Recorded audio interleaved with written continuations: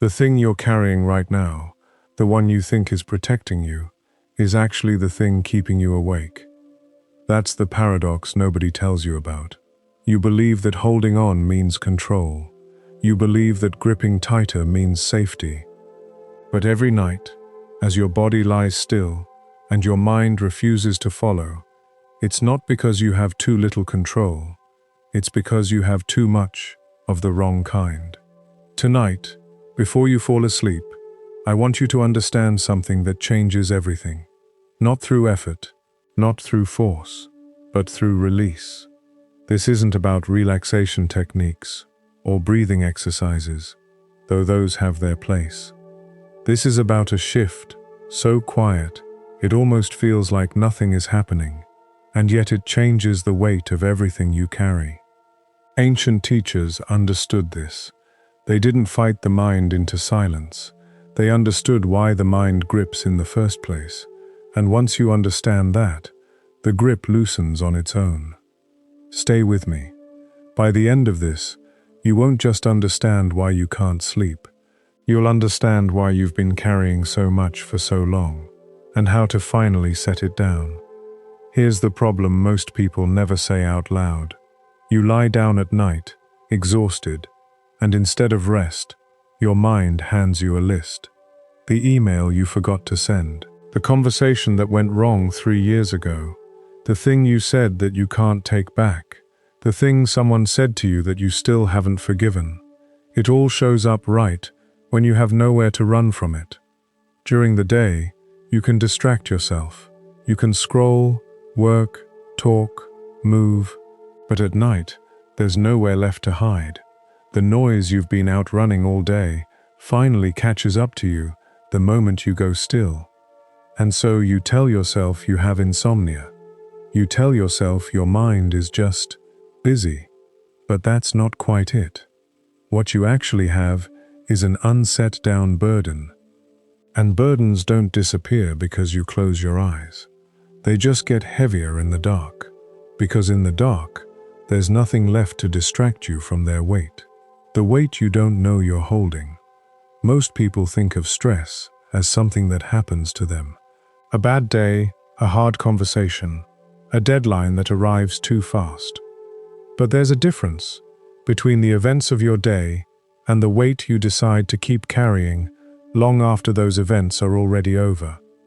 The event ends in minutes. The weight can last for years, and almost nobody stops to ask why. Imagine you're walking down a long road, and every time something hurts you, you bend down, pick up a stone, and slide it into a bag on your back. A harsh word from someone you love, a stone. A failure you still haven't forgiven yourself for, a stone. A fear about tomorrow that hasn't even happened yet, and might never happen, a stone anyway. None of these stones are heavy on their own. A single stone, held for a moment, weighs almost nothing. You could carry one stone your whole life and barely notice it. The problem was never any single stone. The problem is that you never learned how to put any of them down, so the bag just keeps filling, day after day, year after year, until you're not walking anymore. You're dragging. By the time you lie down at night, you're not actually resting. You're lying flat under the full weight of every stone you've picked up since the day you were born. The ones from childhood you don't even remember collecting. The ones from last week that are still sharp at the edges. The ones you picked up today without even realizing your hand was reaching for them. No wonder your body won't settle. No wonder your eyes stay open long after the lights go off. Your body isn't broken. It's not built to rest under that much weight. Nothing is. No person on earth is designed to carry 40 years of unspoken pain into a single night and expect stillness to arrive on command. Here's what makes it worse. Because the weight builds so slowly, you never notice it happening. Nobody wakes up one day and decides to carry a mountain. It happens one small stone at a time. An insult here, a disappointment there, a promise broken, a version of yourself you failed to live up to. Each one alone felt manageable. You told yourself you'd deal with it later, or that it wasn't a big deal, or that you'd already moved on. But moving on and picking up the stone are two different things. You can walk forward in life while still carrying everything behind you. In fact, most people do exactly that. They call it resilience. Sometimes it's just an unexamined bag getting heavier. The old teachers, the ones who spent their lives studying the mind long before anyone had a word like psychology, had a name for this kind of holding. They called it attachment, and it's important to understand they didn't mean it the way we use the word today, like attachment to a person you love. They meant something closer to gripping onto outcomes, insisting things should have gone differently than they did, gripping onto identity, deciding that a moment of failure defines who you are forever. Gripping onto the story of who wronged you and who you wronged, replaying the same courtroom in your head night after night, arguing a case that never reaches a verdict because you're both the prosecutor and the accused. And here is the part that changes everything, if you let it.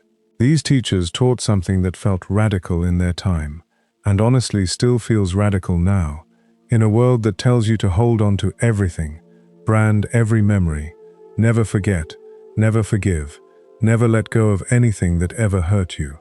They taught that the suffering was never in the stone itself. The suffering was in the grip. The stone is just weight. Weight, by itself, is neutral. It's the fist closed around it, refusing to open, that turns a small hurt into a lifelong burden. Think about the last time something truly upset you.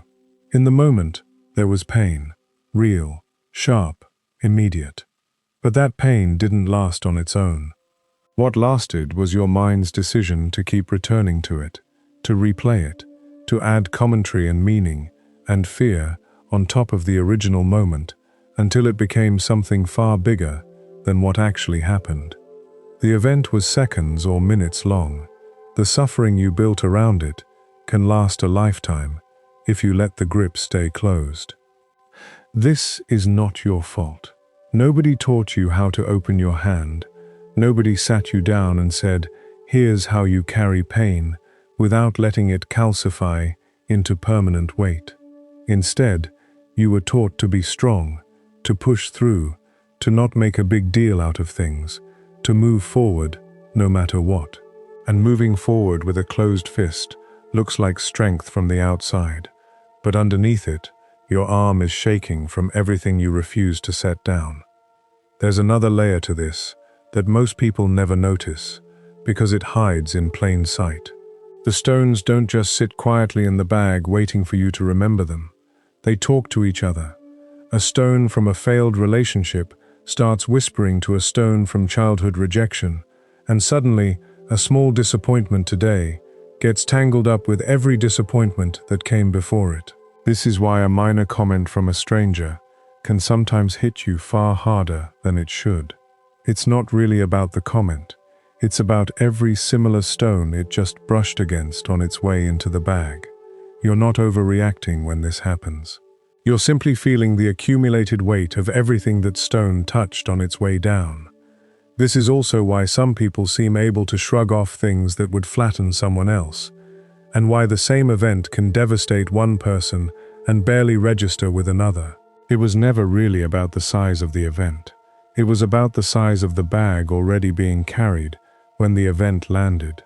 Someone who has spent years slowly setting stones down as they go will feel a hard day as a hard day, painful but finite, something that ends when the day ends. Someone who has never set a single stone down will feel that same hard day as one more weight thrown onto a back that was already buckling before this one even arrived. Understanding this changes how you look at your own exhaustion. You stop asking why you're so tired all the time when nothing dramatic has happened lately. You start recognizing that tiredness isn't always about today. Sometimes it's about every day you've quietly agreed to carry without ever putting anything down. The body keeps an honest record even when the mind insists it has already moved on.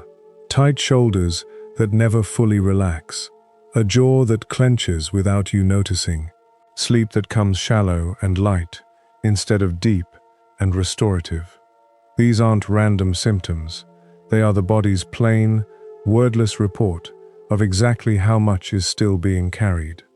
There's one more thing worth noticing here, something that quietly shapes how heavy the bag feels from one day to the next.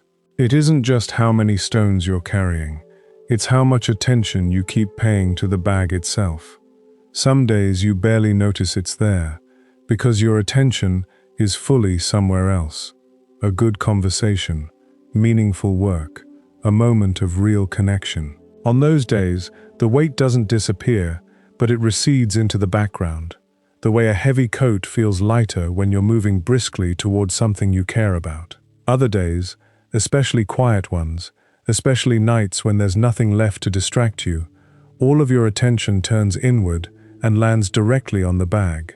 Suddenly every stone feels sharper, heavier, more present, not because anything has actually changed about what you're carrying, but because you finally have nothing else pulling your focus away from it. This is often exactly what happens the moment your head hits the pillow. The distractions of the day fall away, and the full bag, ignored for hours, finally gets your undivided attention.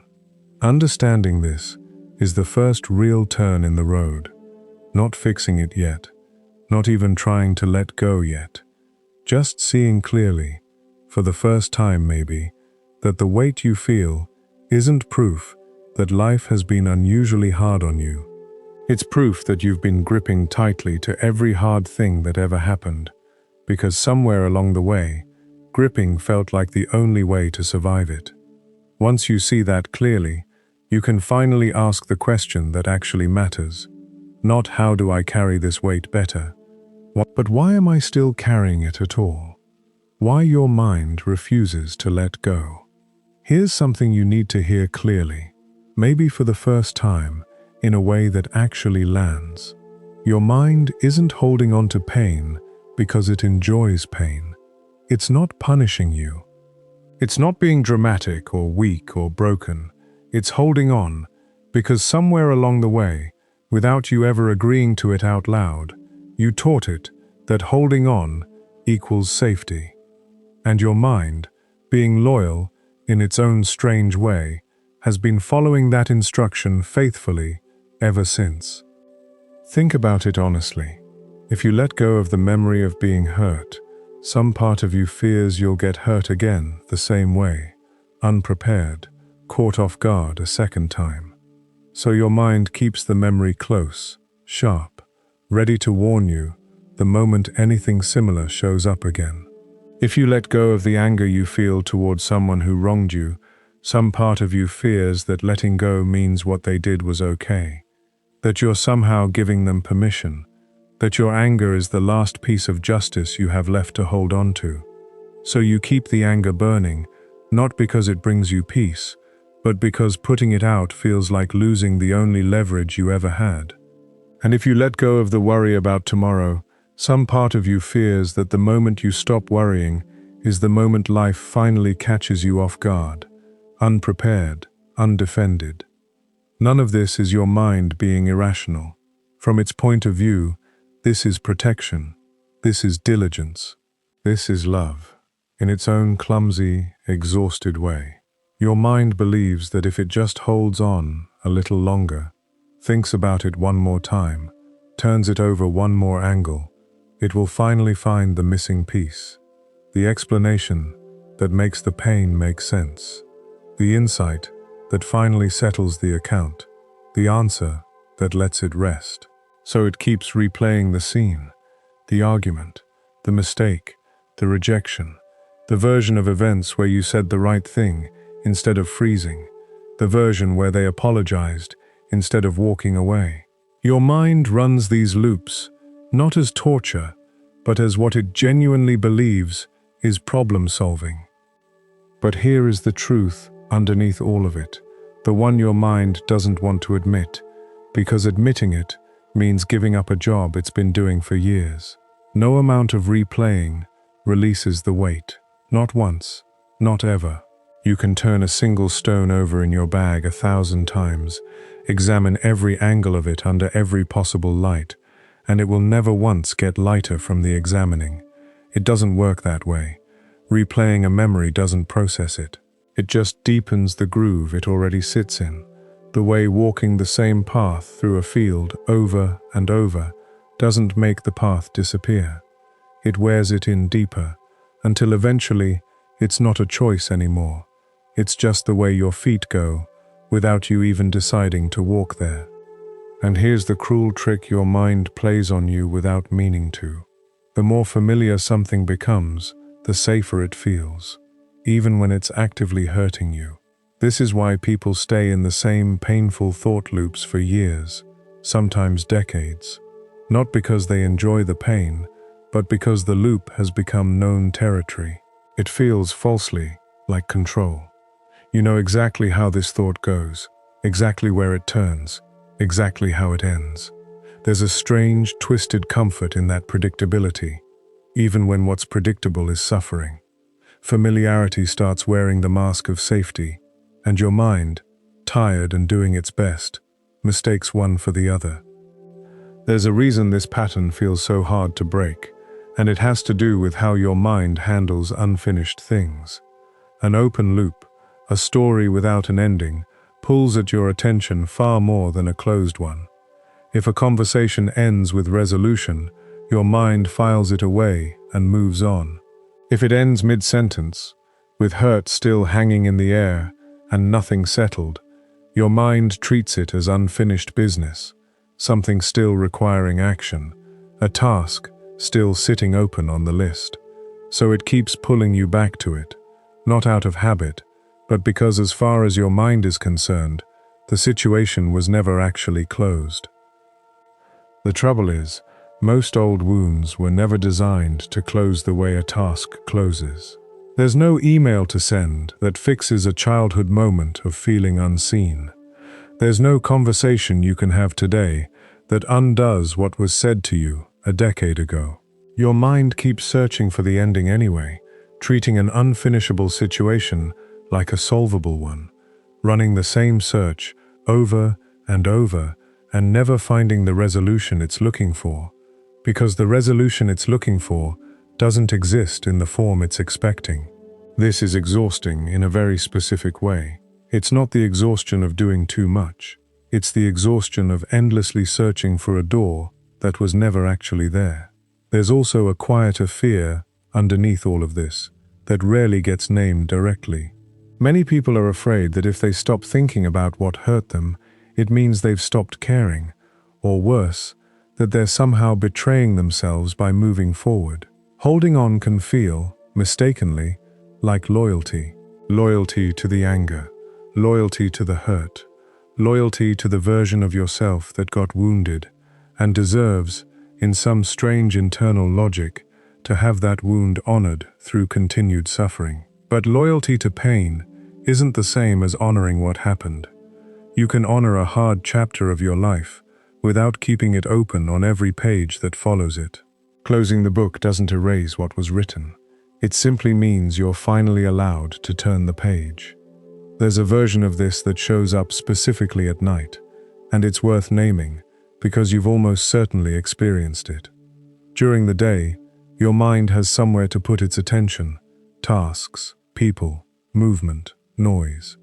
At night, all of that falls away, and the loops that were running quietly in the background all day suddenly have the entire stage to themselves. This is why the same worry that felt manageable at 3 in the afternoon can feel unbearable at 3 in the morning. Nothing about the worry has actually changed. What's changed is that it finally has your full, undivided attention, with nothing left to compete with it. Your mind isn't getting worse at night. It's simply no longer being interrupted. This is the trap, and it's worth naming plainly so you can recognize it the next time it happens to you. You think you're solving something by holding on. You believe that one more replay, one more analysis, one more sleepless hour spent turning the situation over will finally produce the resolution you're looking for. But you're not solving anything. You never were.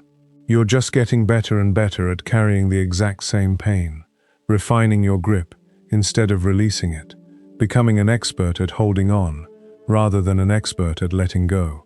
And the tragedy of this expertise is that it feels, from the inside, like effort well spent. Every hour lost to the loop feels like it must be adding up to something, because surely all that thinking has to count for progress. It doesn't. Effort spent gripping tighter isn't the same as effort spent moving forward, no matter how tired it leaves you feeling by morning. And this is important to understand without shame, because there is no shame in it. You weren't taught another way. Nobody sat you down as a child and explained that pain doesn't need to be solved through repetition, that some things aren't puzzles waiting for the right answer, that some weight simply needs to be set down rather than figured out. So your mind did what minds do when they don't have better instructions. It defaulted to holding tighter, believing tighter meant safer, believing repetition meant progress. It was never malicious. It was never even wrong. Exactly. It was just incomplete. And now, tonight, you have the chance to give it something more complete than holding on ever was. The difference between carrying and understanding. There's a quiet shift that happens once you understand this properly, and it doesn't arrive with fireworks or sudden transformation. It looks something like this. You stop trying to carry the weight better. You stop looking for a stronger back, a better technique, a smarter way to organize the stones in your bag so they hurt less. And instead, you start asking a completely different question. Not how do I hold this more efficiently, but why am I holding it at all? This is where real release begins. And it's important to say clearly what it isn't. It isn't fighting your thoughts into silence. It isn't forcing your mind to stop thinking about what hurt you through sheer willpower, gritting your teeth, and commanding yourself to feel differently. That approach almost never works, and when it does, it doesn't last, because you haven't actually changed anything about the weight itself. You've just tensed harder against it for a while. Real release starts somewhere quieter than force. It starts with finally understanding what each stone in your bag actually is. Here is the understanding that changes everything, if you let it sink in slowly instead of rushing past it. Most of what you carry isn't truth, it's interpretation. And those two things feel identical in the moment, but they are not the same thing at all. The harsh word someone said to you wasn't a verdict handed down from some higher authority on your worth as a person. It was a single moment, spoken by another human being who was very likely carrying their own bag of stones at the time, exhausted and hurting in ways you couldn't see, dropping one of their own stones onto you without even realizing what they were doing. Their words came from their weight, not from some objective truth about who you are. And yet you picked it up and added it to your own bag anyway, treating a moment of someone else's pain as permanent evidence about your value. The same is true of the failure you keep replaying at 2 in the morning. That failure wasn't proof that you're not enough, not capable, not worthy of what you were reaching for. It was one outcome, in one specific moment, shaped by conditions. Your knowledge at the time, your resources, your state of mind, the people involved, the timing, 100 small variables that will never exist again in exactly that combination. You have already changed since then. The version of you who failed that day is not the version of you sitting here now. And yet the stone stays in the bag, still labeled with the same old verdict, as if nothing about you has grown in the time since you picked it up. When you understand this, really understand it, not just hear it once and nod along, something shifts in how the weight sits on you. You're not forcing yourself to forgive. You're not forcing yourself to forget either, because forgetting was never the goal and never needs to be. You're simply seeing the stone for what it actually is. Not evidence, not a permanent record, just weight you agreed to carry, back when you didn't know you had a choice in the matter. And here is the strange part. the part that surprises people the first time they experience it. Once you see a stone clearly for what it is, you don't have to force yourself to put it down. You don't need some dramatic ritual or grand act of willpower. It becomes lighter on its own, almost immediately, simply because you've stopped feeding it a meaning it never actually had. The weight was never really the stone itself. The weight was the story you kept attaching to it every single time you picked it back up. Take the story away, and the stone reveals itself as something far smaller and far less permanent than it ever felt in the dark.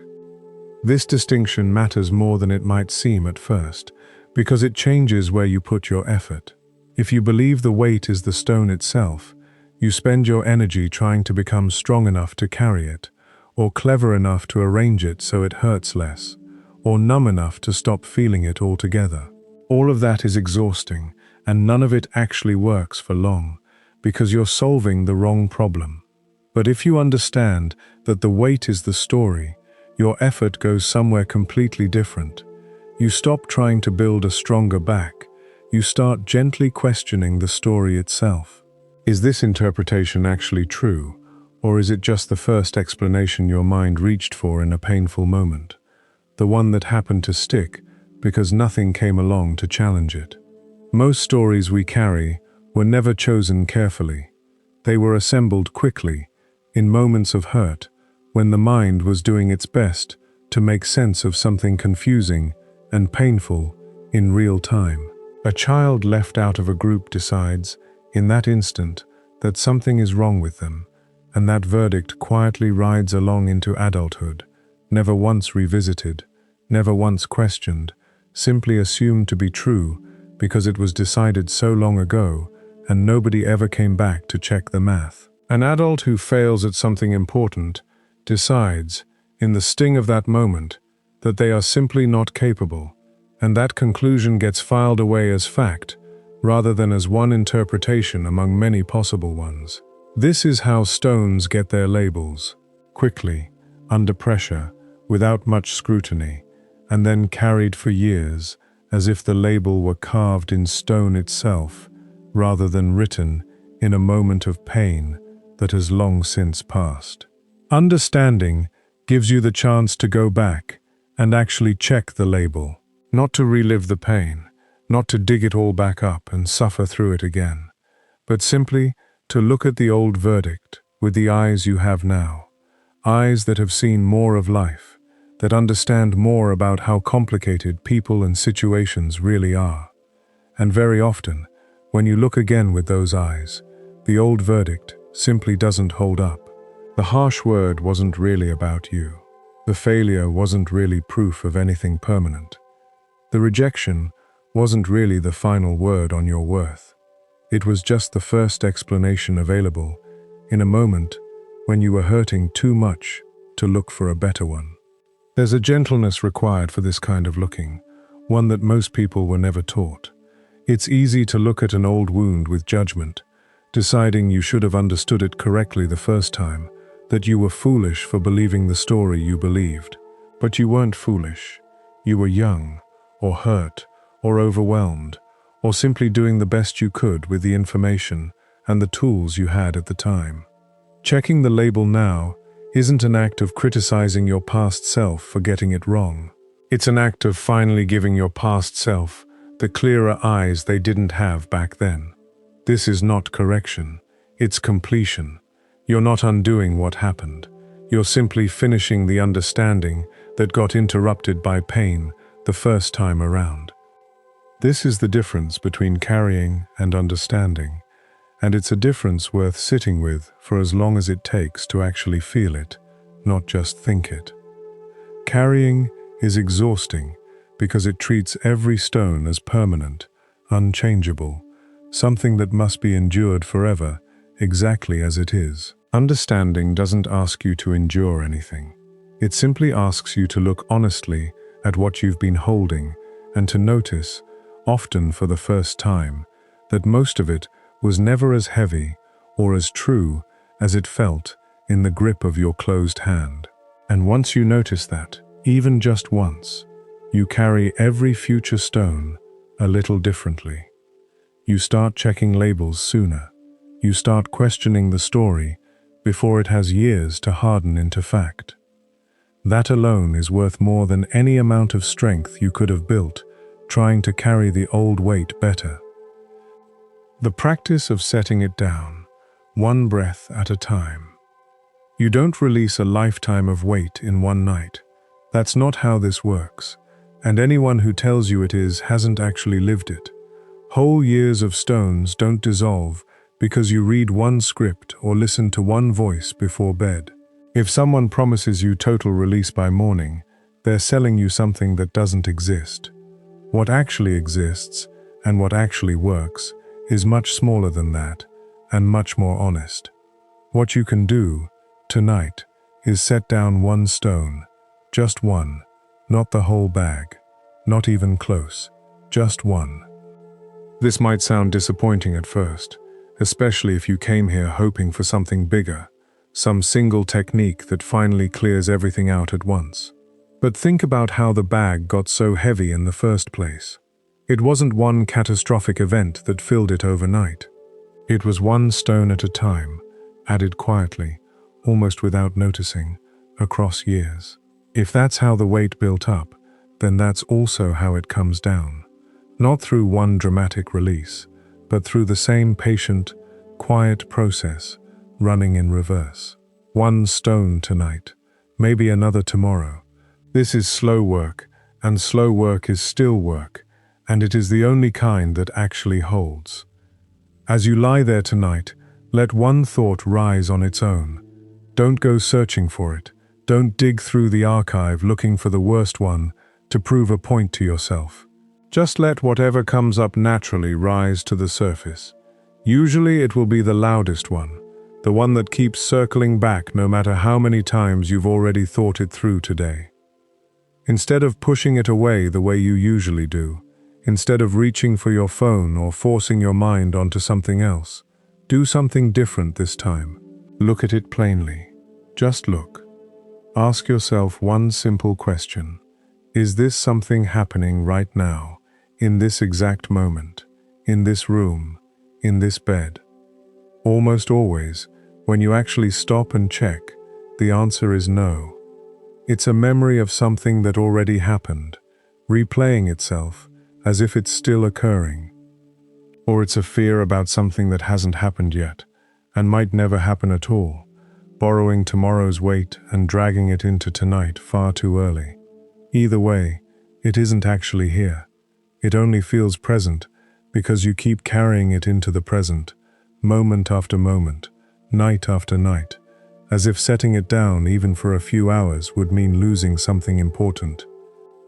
Once you see that clearly, not as an idea you're told to believe, but as something you actually notice for yourself in this exact moment, you can say something quietly, internally, almost like a small private agreement between you and yourself.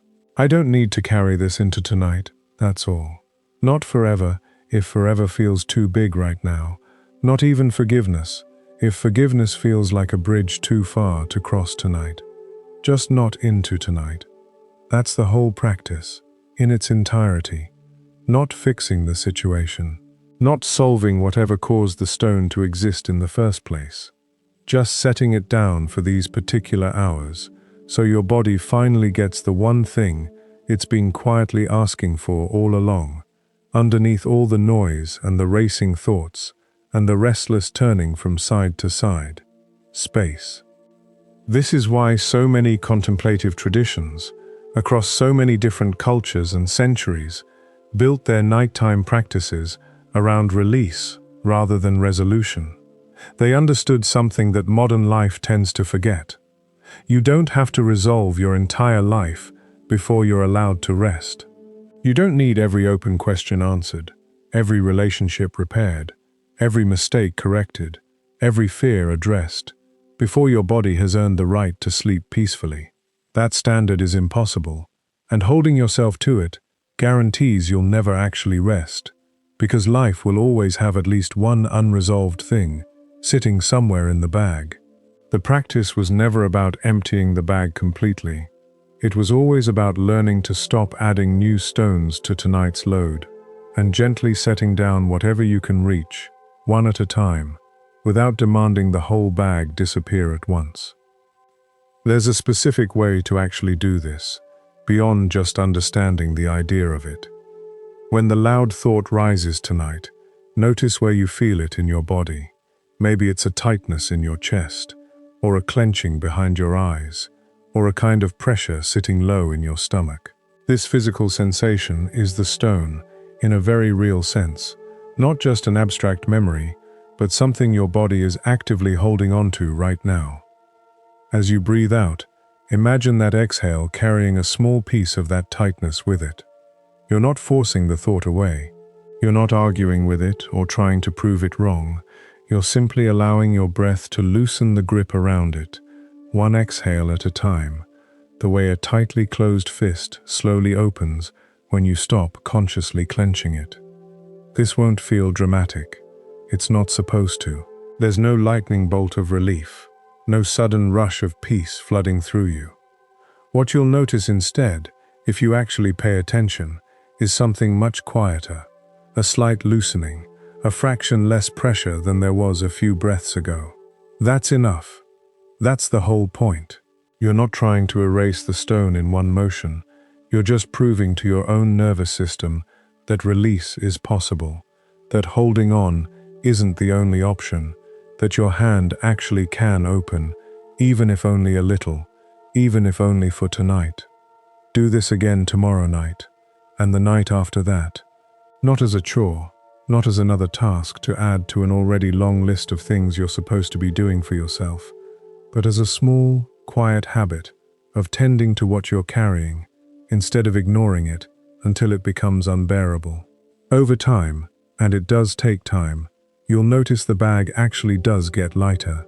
Not because you found one perfect technique that solved everything at once, but because you finally started setting things down instead of only ever picking them up. That's the practice. It was never meant to be complicated. It was only ever meant to be repeated, gently, night after night, for as long as it takes. You might wonder why this needs to happen at night specifically, why the daytime version of you can't just decide to set the stone down while you're busy and moving through your regular life. The truth is, you can start the noticing at any time of day, but nighttime has something the daytime doesn't: stillness that isn't optional. During the day, there's always another task waiting to pull your attention away before you finish looking at anything too closely. At night, lying there with nowhere else to go, you're finally forced to stay with a single thought long enough to actually examine it instead of skimming past it. This is uncomfortable, but it's also exactly what makes the practice possible. You can't set down what you never fully looked at. There's also a mistake worth naming here, because it trips up a lot of people who try this practice for the first time. They expect the stone to feel different immediately, lighter right away, resolved, finished. When that doesn't happen, when the same thought returns the very next night, just as loud as before, they assume the practice failed, that they did it wrong, that they're somehow bad at letting go. But this isn't failure. This is simply how release actually works. A stone rarely leaves after a single breath. Sometimes you need to set the same stone down many nights in a row before it finally stops needing to be picked back up. This isn't a sign of weakness. It's a sign that the stone was heavy enough to take real time, and real time is exactly what you're giving it now, maybe for the first time. What matters isn't whether the thought disappears completely tonight. What matters is that tonight you didn't add to it. You didn't spiral further into it, didn't build a bigger story on top of it, didn't let it recruit every other stone in the bag to join the argument. You simply noticed it, breathed with it for a moment, and chose not to carry it forward into sleep with the same intensity it arrived with. That alone is enough. That alone, repeated enough times, is how an entire bag eventually becomes lighter than it's been in years. What silence actually teaches you. There's a kind of silence that comes right before sleep, if you let it happen instead of filling it. Most people never actually meet this silence, because the moment it starts to arrive, they reach for something to cover it. The phone, a show playing quietly in the background, a scroll through nothing in particular. Most people are terrified of that silence, even if they'd never say it out loud, because it's the one place their usual noise can't reach. No scrolling, no talking, no fixing, just stillness, waiting there, patient, the way it's always been waiting. And in that stillness, if you actually let yourself stay in it, instead of running from it, something interesting happens. The weight you've been carrying all day doesn't disappear. It's still there, but it stops shouting. All day it had to compete for your attention against tasks and conversations and screens, so it learned to shout to be heard. But in silence, with nothing else competing, it doesn't need to shout anymore. It sits there, quiet, present, but no longer desperate for your attention. And for maybe the first time all day, you're not running from it or fighting it. You're just there, with it, unarmed, no longer needing to defend yourself against something that was never actually attacking you in the first place. This is uncomfortable at first, and it's worth being honest about that, rather than pretending the discomfort isn't real. Silence without distraction feels almost like falling. There's nothing to hold on to, nothing to busy your hands or your mind with, nothing between you and whatever you've been avoiding all day. This falling sensation can feel like danger, like something is going wrong, like you should reach for anything nearby to stop it. But this falling is not danger, it's release. It only feels dangerous because you've spent so long associating stillness with vulnerability, when really, stillness is simply what's left once you stop performing for an audience that was never even watching. Think about how much of your day is spent, without you even realizing it, performing in some small way, composing yourself for a conversation, managing your tone in a message, holding your expression a certain way, even when no one important is watching. None of this is dishonest exactly. It's just how people move through a world that's constantly observing, constantly responding, constantly requiring some version of you to show up prepared. Silence at night is one of the only times nothing is asking anything of you at all. No one is watching. No one needs a response. And for someone who has spent all day being watched, even in small, ordinary ways, that sudden absence of an audience can feel disorienting before it feels like relief. Your body was built to brace against threat and then release once the threat has passed. This is a basic, ancient design, older than language, older than thought itself. A muscle tightens in response to danger, holds that tension for exactly as long as the danger lasts, and then releases once safety returns. This is how the system was meant to work. The problem, for most people, is that the release step gets skipped entirely. They brace against something real, an argument, a loss, a fear, and then the threat passes, but the bracing doesn't. It just stays there, quietly, indefinitely, because nobody ever gave the body permission to stand down. So people walk around for years, sometimes decades, braced against threats that ended long ago, wondering why their shoulders never fully relax, why their breathing feels shallow even on ordinary days, why rest never quite feels like rest. Silence is one of the few places where the bracing finally has room to end. Not because silence forces anything, but because it removes the constant stream of new stimulation that kept giving your body a reason to stay tense. In silence, there's nothing new demanding a response. And in that absence of new demand, the old tension, the tension that was never actually about anything happening right now, finally has the space to soften. This is not something you have to make happen. It happens on its own, the moment you stop interrupting it. Tonight, in the quiet, you have a chance to let the bracing end, at least for a little while. Not through force, not by commanding yourself to relax, which almost never works, and often makes the tension worse. Just by staying present with the stillness, instead of running from it one more time, the way you probably have every other night before this one. Let the silence sit there. Let it be uncomfortable at first, if it needs to be. Stay anyway. What waits on the other side of that discomfort isn't emptiness. It's the exhale your body has been waiting years to finally take. There's a reason silence feels so different, depending on what you bring into it. If you enter silence still gripping the day, still replaying every conversation and every unfinished task, the silence itself feels loud, crowded, almost hostile. It's not that silence has changed, it's that you've filled it with everything you refused to look at while you were busy. But if you enter silence having already set down even one stone, using the practice from before, the silence feels entirely different, roomier, softer, almost welcoming, the way an empty room feels different depending on whether you walk into it exhausted or at ease.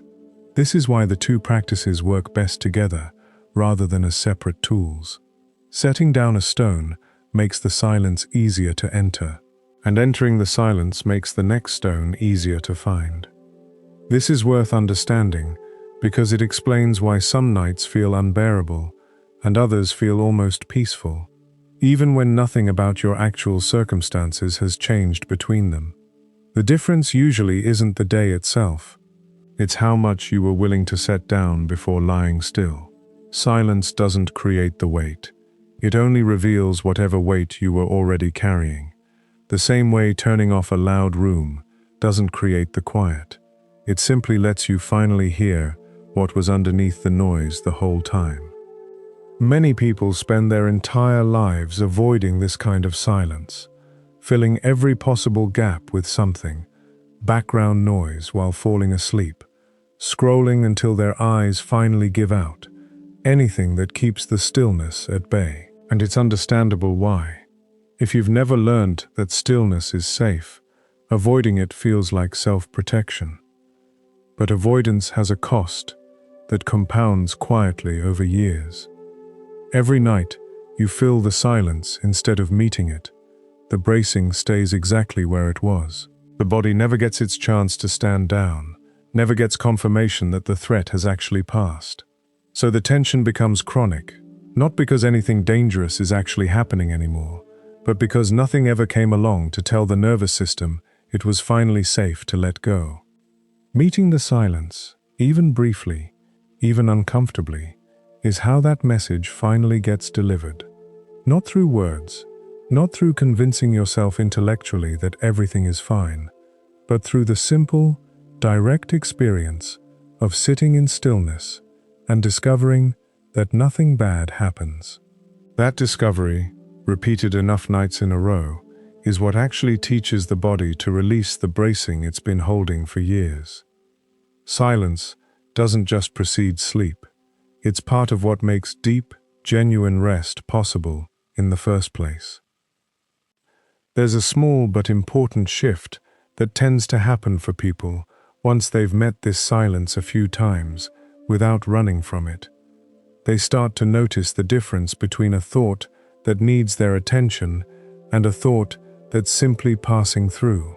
In the noise-filled version of life, every thought gets treated with the same urgency, because there's never enough quiet to tell them apart.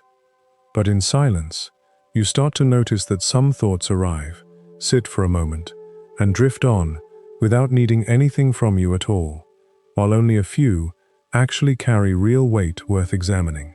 This clarity doesn't come from thinking harder. It comes from finally giving your mind enough stillness to sort itself out naturally, the way sediment settles in still water, but stays churned up forever in water that never stops moving. The story of the traveler and the heavy bag. There's an old story about a traveler walking a long road, carrying a bag so heavy it bent his back forward with every step. His shoulders ached constantly. His pace had slowed to something closer to dragging than walking, and yet he kept moving forward, day after day, never once setting the bag down, never once questioning why he was still carrying something that was clearly costing him so much. One evening, as the light was fading, a stranger fell into step beside him on the road. They walked together in silence for a while, before the stranger finally spoke. "That bag looks heavy," the stranger said. "Why do you carry it?" The traveler answered without much thought, the way people answer questions they've never actually examined. "In case I need it," he said. The stranger asked what was inside. The traveler stopped walking, set the bag down for a moment, the first time he'd set it down in longer than he could remember, and opened it. Even that small pause, just setting it down to answer a question, felt strange to him, unfamiliar, like putting down something that had become almost fused to his shoulders. Inside were stones, dozens of them, some small, some large, each one worn smooth from years of being carried, and turned over, and carried again. The traveler explained that each stone came from a moment of pain in his life, a betrayal, a failure, a loss, a fear that never fully resolved. He had kept every single one, he said, because he was afraid that if he ever let go of the pain, he would also lose the lesson that came with it. He believed the stone and the lesson were the same thing, bound together, inseparable. To release one felt like it would mean forgetting the other. The stranger looked at the stones for a long moment before speaking again. "You don't need the stone to remember the lesson," the stranger said. "The lesson is already inside you. It became part of how you walk, how you speak, how you love, how you protect yourself. Now, it's already yours. It doesn't live in the stone. The stone is just weight." The traveler sat with this for a long time, saying nothing, staring at the bag open beside him on the ground. He wanted to argue. Some part of him wanted to insist that the stranger didn't understand, that these weren't just ordinary stones, that each one marked something too important to simply leave behind on the side of a road. But as he sat there, turning the stranger's words over the way he'd turned the stones over so many times before, he realized he couldn't actually explain what the stones were still doing for him. He could remember every lesson without touching a single one of them. He already had. The stones weren't teaching him anything anymore. They were simply reminding him over and over of pain that had already finished its work long ago. That night, by the side of the road, the traveler did something he hadn't done in years. He picked up the first stone, held it for a moment, and instead of placing it back in the bag, out of habit, he simply let it fall from his hand onto the ground beside him. Nothing happened, no lesson disappeared, no memory erased itself. He was still the same person, with the same history, the same scars, the same growth that had come from surviving what the stone represented. He picked up the second stone, held it, let it fall, then the third. He didn't rush. Some stones he held longer than others, especially the ones tied to people he had loved deeply, or mistakes that still stung when he looked at them directly. But one by one, through the night, he opened his hand and let them go. He didn't forget where the road had taken him. The path behind him was still exactly as real, exactly as difficult, exactly as formative as it had always been. He just stopped needing to carry physical proof of it, strapped to his back, with every single step forward. The lesson stayed. Only the weight left. By morning, when he stood up and continued down the road, he walked differently. Lighter, yes, but also straighter, his shoulders no longer curved forward under a burden that had shaped his posture for years. The road ahead of him hadn't changed at all. It was the same road, the same distance left to travel, the same uncertainty waiting around each bend. What had changed was entirely inside him. He had stopped carrying what the road had already taught him, and in doing so, he finally had room to notice what the road still had left to give. What makes this story worth returning to isn't just what the traveler did, but what he almost didn't do. For most of his life, he had believed a very specific, very convincing story about the stones, that keeping them was the same thing as respecting the pain they came from, that setting them down would somehow mean the moments they represented didn't matter. This is the same fear that keeps so many people carrying their own bags long after they need to. It isn't laziness or weakness that keeps the stones in place. It's a kind of misplaced loyalty, a belief that letting go is a betrayal of everything that hurt. But notice what actually happened when the traveler set the stones down. He didn't forget the pain they came from. He didn't become someone careless, someone who never learned anything from the difficult parts of his journey. If anything, he became more himself, not less. Someone who could finally stand up straight, someone whose steps no longer strained under weight that had nothing left to teach him. The stones had already done their work years earlier. All they were doing now was slowing him down, long after their purpose had been served. This is easy to say, and much harder to actually live, which is exactly why the story exists in the first place.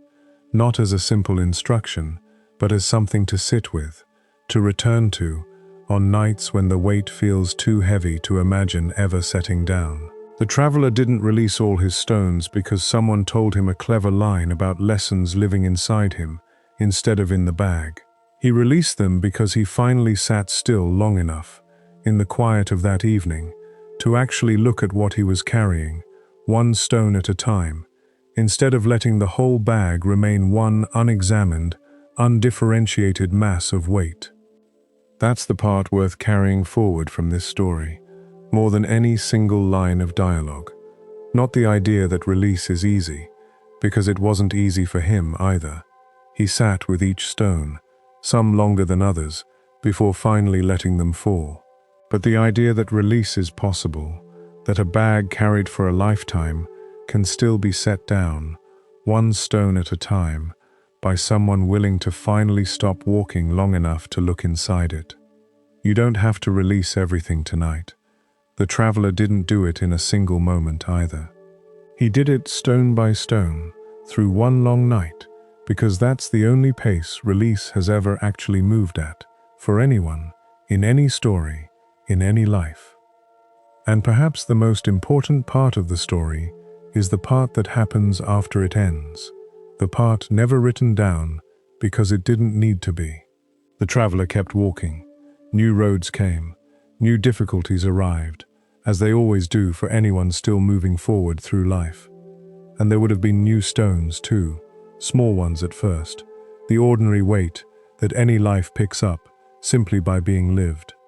But this time, he knew something he hadn't known before that night, by the road. He knew that a stone could be picked up, honored for what it taught him, and then set back down again, instead of carried forever out of habit or fear.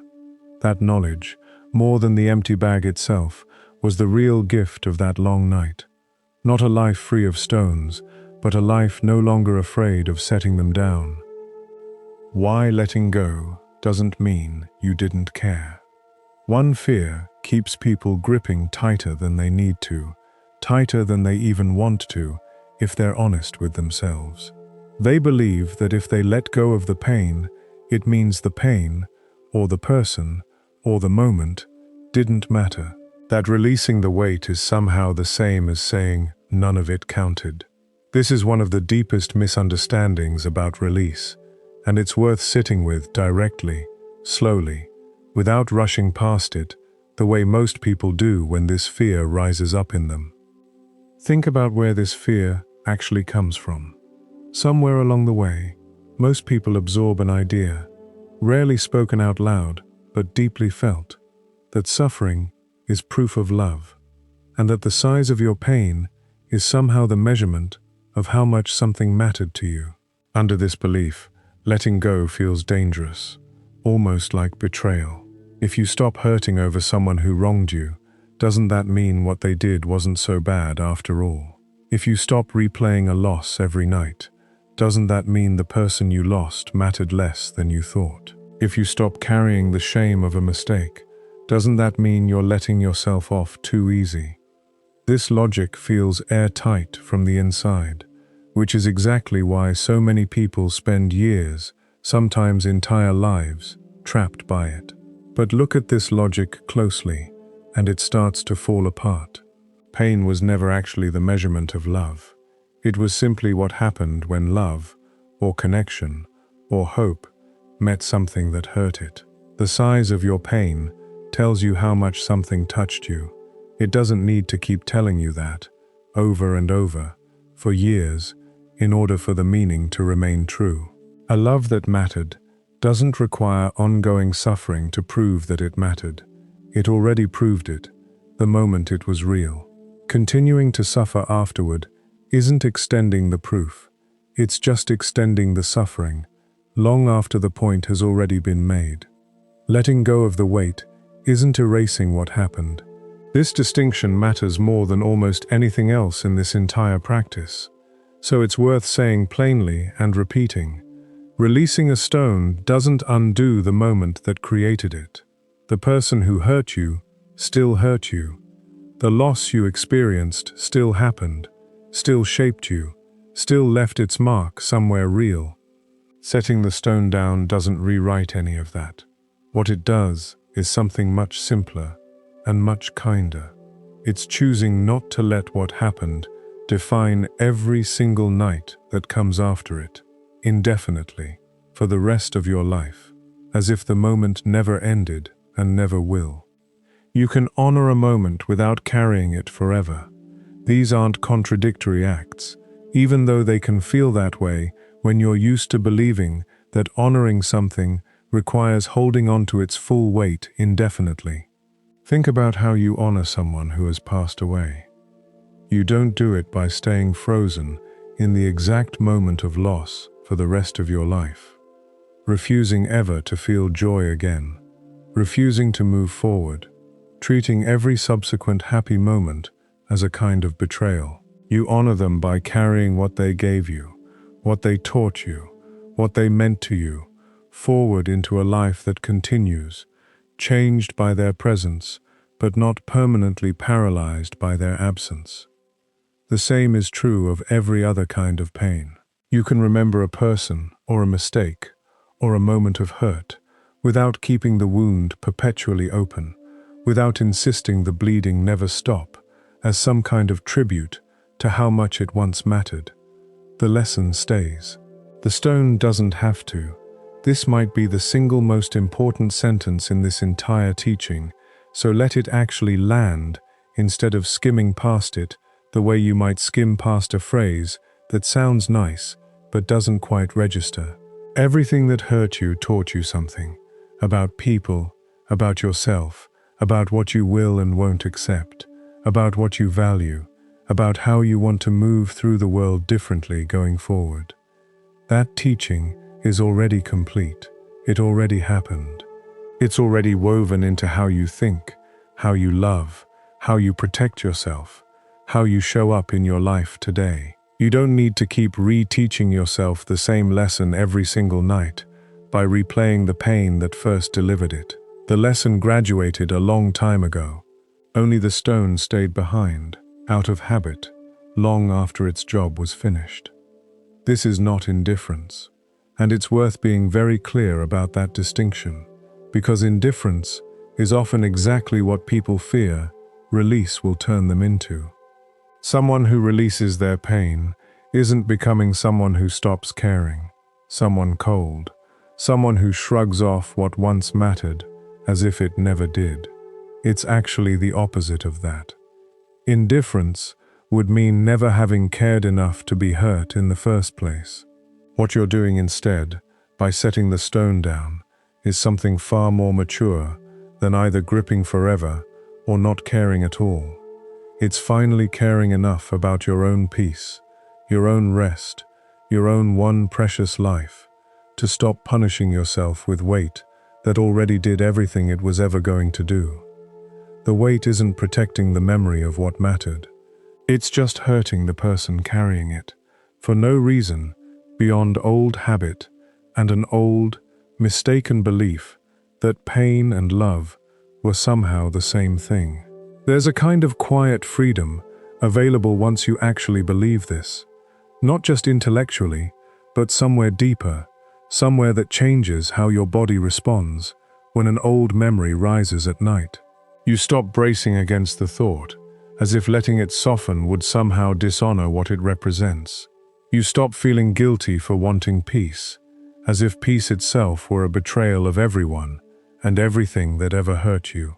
You start to understand that the people who loved you, the moments that shaped you, the growth that came from your hardest chapters, none of it needs your ongoing suffering in order to remain real and remain honored. It was real the moment it happened. It stays real whether you carry the stone tonight or finally, gently, set it down. There's also something worth noticing about the people who actually manage to live this way, the ones who seem able to speak about hard chapters of their lives with warmth instead of wreckage, with clarity instead of collapse. It isn't that nothing ever hurt them, or that their pain was somehow smaller than yours. It's that somewhere along the way, they stopped confusing remembering with reliving. They can tell you about the person they lost, the relationship that ended, the mistake that once felt unforgivable, and something in their voice stays steady, grounded, present. That steadiness isn't the absence of care. It's what care looks like once it's no longer tangled up with ongoing suffering. They didn't forget. They simply stopped needing the wound to stay open in order to prove the memory was real. It's worth asking yourself honestly, tonight, who taught you that pain and love were the same thing? Somewhere, at some point, likely without anyone meaning to teach you this at all, you absorbed the idea that the depth of your suffering was somehow proportional to the depth of what you'd lost or been hurt by. Maybe you watched someone in your life carry grief as a permanent identity and mistook their exhaustion for devotion. Maybe you were praised, even gently, for how hard you took something, as if intensity of suffering was itself a virtue worth maintaining. None of this was malicious, but it planted something that's been quietly running your nights ever since. A belief that softening the pain would somehow mean softening how much you cared, when really, the two were never actually connected at all. This is worth unlearning slowly, the same way you're unlearning everything else in this practice, not through force, not through deciding all at once that you'll never think about it again, but through small, repeated moments of noticing the belief when it rises, and gently questioning it instead of automatically obeying it. Tonight, if you catch yourself gripping a memory tighter because some part of you fears that loosening it would mean it mattered less, pause there for a moment.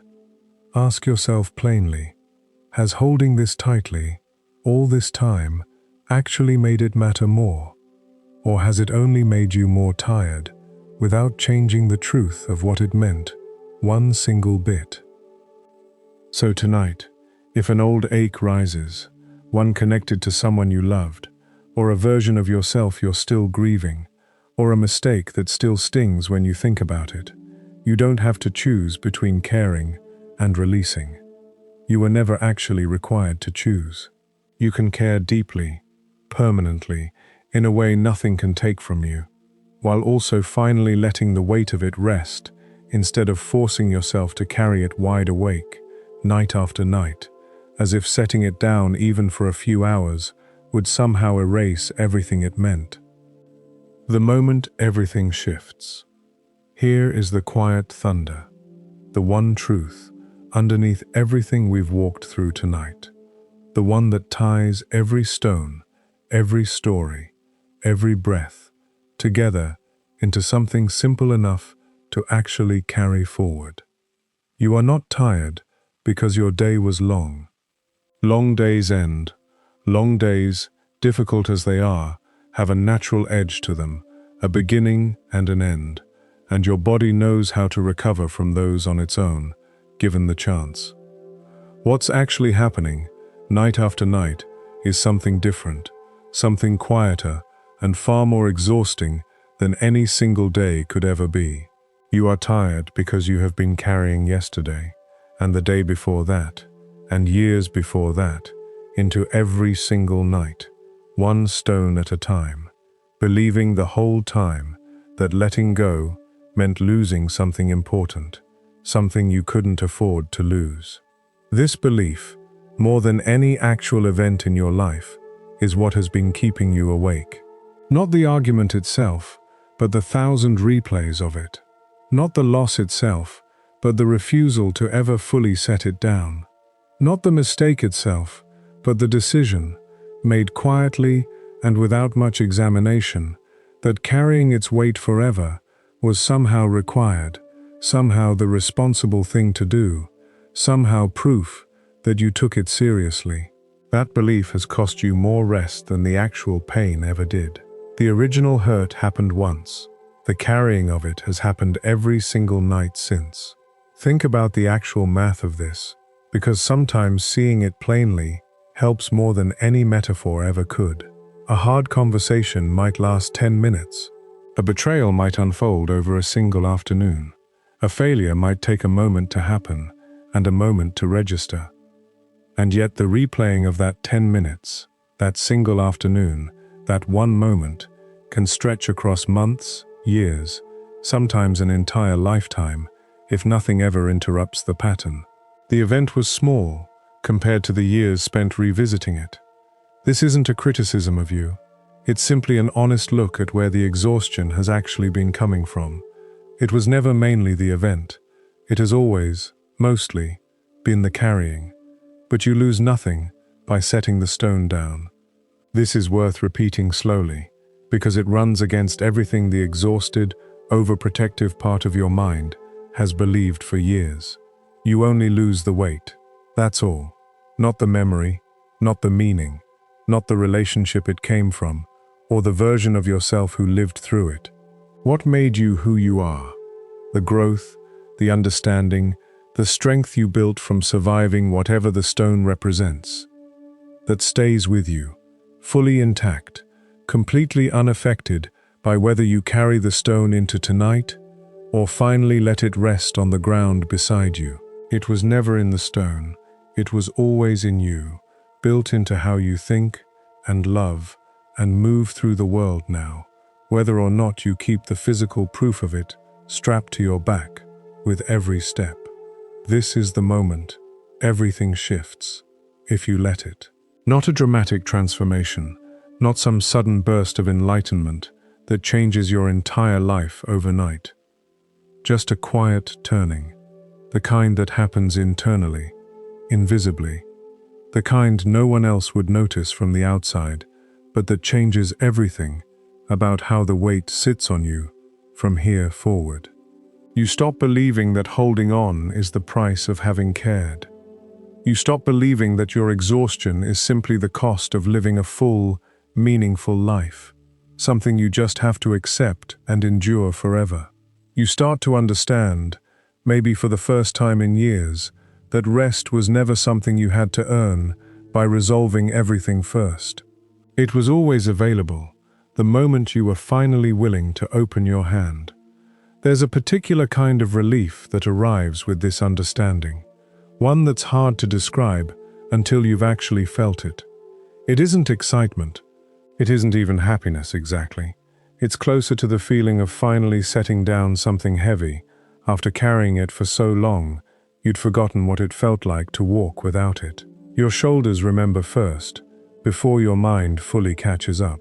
There's a lightness that arrives almost physically, a sense of your own breath moving more freely, a quiet that settles into your chest where tightness used to live. This isn't imagination. This is simply what happens when a body that has been bracing for years is finally, gently, given permission to stop. You might notice, in the days after you start practicing this kind of release, that ordinary moments start to feel slightly different, in ways that are hard to pin down at first.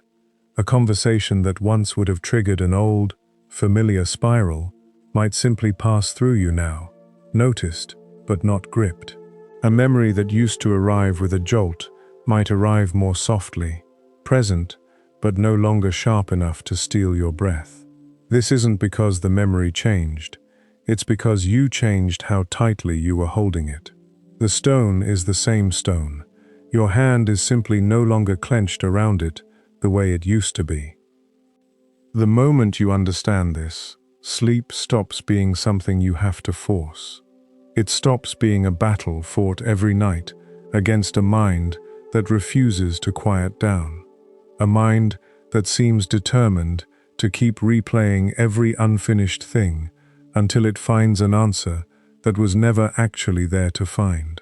Instead, sleep becomes something that simply happens, quietly, naturally, the way stillness naturally follows when a hand finally opens after being clenched for far too long. You don't have to force a fist to relax. You simply stop gripping, and the opening happens on its own, because that was always the hand's natural state, the state it was trying to return to the entire time you were holding it closed. This is what waits for you on the other side of tonight's practice, and every night's practice after this one.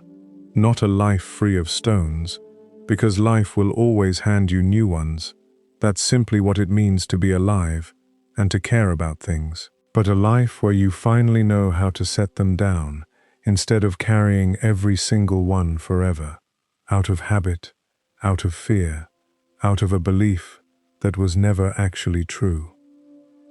None of this asks you to become someone unrecognizable overnight, someone who feels nothing, someone whose past no longer touches them at all. It simply asks you to stop confusing the ability to rest with the failure to care. You can carry the meaning of everything that has ever happened to you, fully, permanently, while finally releasing the physical weight of carrying every stone into every single night for the rest of your life. This is not a loss. It is, quietly, one of the most caring things you will ever do for yourself. Choosing rest, not because the past stopped mattering, but because you finally understand that it never needed your exhaustion in order to matter in the first place. Tonight, let your hand open, just a little, just enough, and let sleep finally come the way it was always meant to. Not forced, not fought for, but simply allowed. Tonight is not about becoming a different person. It's about remembering that you were never meant to carry all of this at once. You were only ever meant to carry today. Everything before this moment already did what it came to do. It taught you. It shaped you. It doesn't need you to keep holding it to prove that it mattered. So as you lie here now, picture the bag you've been carrying. Picture your hand slowly opening. You don't have to release everything tonight. Start with one stone, just one. Let it fall. Feel how much lighter your hand feels, even from setting down just that single weight. This is what the old teachers meant when they spoke of peace. Not the absence of a difficult life, just the absence of unnecessary weight carried through it. You've done enough today. You've carried enough. Let your hand open now, and let your subconscious carry you gently the rest of the way, into rest you've actually earned. If this brought you even a moment of stillness tonight, let the next video carry you further.